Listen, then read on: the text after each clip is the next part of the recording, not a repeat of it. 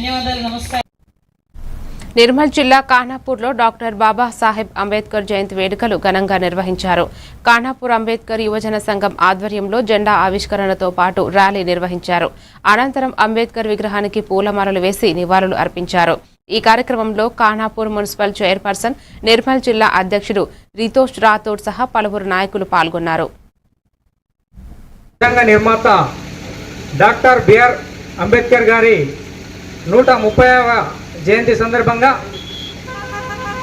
ఈ కార్యక్రమానికి విచ్చేసినటువంటి ఖానాపూర్ మున్సిపల్ చైర్మన్ గారు, అలాగే కౌన్సిలర్లు, అలాగే అధికారులు, అలాగే అంబేద్కర్ సంఘం నాయకులకు ప్రతి ఒక్కరికి పేరు పేరు ఇంత స్వేచ్ఛగా మేము ఈ రోడ్డుపై మాట్లాడగలుగుతున్నామంటే ఆనాడు మా దేవుడు అంబేద్కర్ గారు పెట్టిన భిక్షే.